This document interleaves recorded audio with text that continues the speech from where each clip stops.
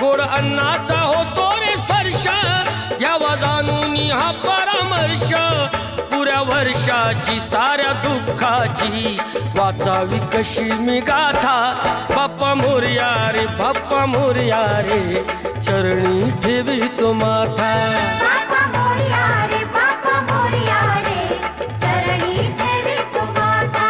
बाप्पा मोरया रे बाप्पा मोरया रे, चरणी ठेवी तो माथा.